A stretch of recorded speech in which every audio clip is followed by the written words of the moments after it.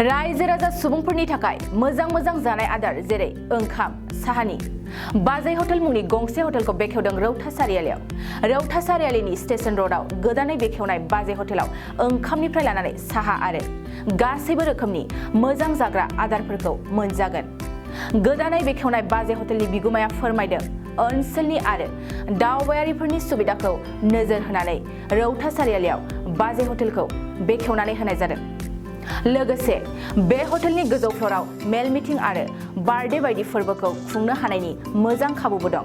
जुदि सोरबा सुबुङा बाजै हटेलाव जानाय आदार नङाब्ला मेल मिटिंनि थाखाय खाबुखौ लानोब्ला नैबे मबाइल नाम्बाराव 9957514215 आव थोंजों फोनांजाब खालामनो हागोन।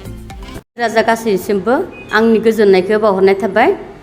दिनै जोंनि बे रौता सारियालियाव जोंनि बे बाजै हटेलखौ सिगाङावबो खुलिखानायमोन आरो फिनै दाबो खुलिबावदों। दिनैनिफ्राय अपेनिं दिनैनिफ्राय होखांनानै गाबोननिफ्रायनो मोनजानाय जासिगोन आरो बे हटेलाव।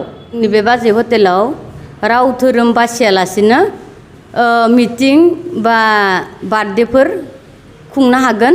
बे खाबुखौ लानो थाखाय नोंथांमोना कन्टेक्ट नम्बर लानो हागोन 9957514215। बे नाम्बाराव नोंथांमोना कन्टेक्ट खालामजागोन। आसा खालामो बे हाबाफारियाव नोंथांमोना मददथि होयो। खुलुमबाय गासै रायजो राजानिसिमबो। आं मोनसे गोदानै खुलिबावनाय जाबाय बाजै हटेल मुङै। बे हटेलखौ रौता सारियालि स्टेशन रोडआव मोननाय जागोन आरो बेयावहा नोंथांमोना गासैबो ग्रहण खालामफैनो हागोन आरो बेयावहा खामनिफ्राय लानानै गासैखौबो मोननो हागोन। गाहायनिफ्राय थार्ड फ्ल'रसिम बेफोर गासैखौबो मोननो हागोन आरो बेयावहा जुदि नोंथांमोना सोरबाफोर मेल मिटिंफोर खुंनोब्लाबो जोंनि कन्टेक्ट नम्बराव कन्टेक्ट खालामनानै बार्थडेफोरबो खुंनो हागोन आरो हाबाफारिबो लानो हागोन। बेवहा ओंखामनिफ्राय लानानै गासै जानाय मुवाफोरखौ मोननो हागोन।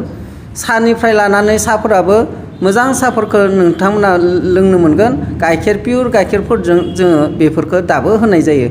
सिगांनिफ्रायनो होयो दाबो मोनगोन नोंथांमोना बेयाव फैयोब्लानो। आरो ओंखामफोरखौबो मोजाङै जोङो साजायनानै मोजाङै जों बानायनानै होनायनि सेस्था होगोन आरो जों नोंथांमोननि थाखायनो जोङो अरायबो मोजांखौ सेस्था होबाय थागोन। आरो बे खाबुखौ लानो थाखाय नोंथांमोना आरोबाव गोजौ फ्ल'रावहा मेल मिटिं आरो बार्थडे फोरबो खुंनो हागोन।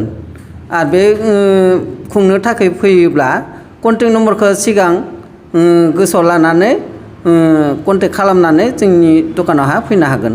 बे कन्टेक्ट नम्बरानो जाबाय 9957514215। बे नम्बराव नोंथांमोना कन्टेक्ट खालामनानै खाबुखौ लानो हागोन।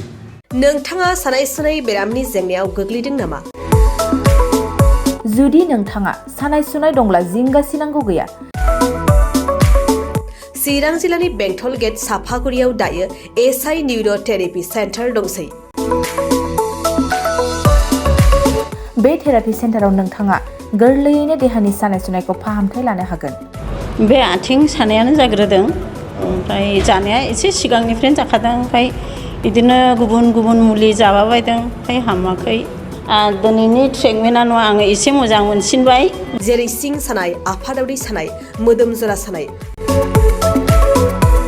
आइजोफोरनि जेंना, खर' सानाय बायदि बेरामखौ फाहामनाय जायो।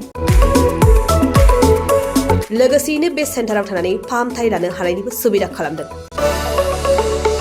नोंथांमोनहा एसआइ निउर' थेरापि सेन्टाराव फाहामथाय लानो गोसो दंब्ला नैबे मबाइल नम्बर 7620160459 नङाब्ला 9476977956 आव थोंजों सुलाद लानो हागोन।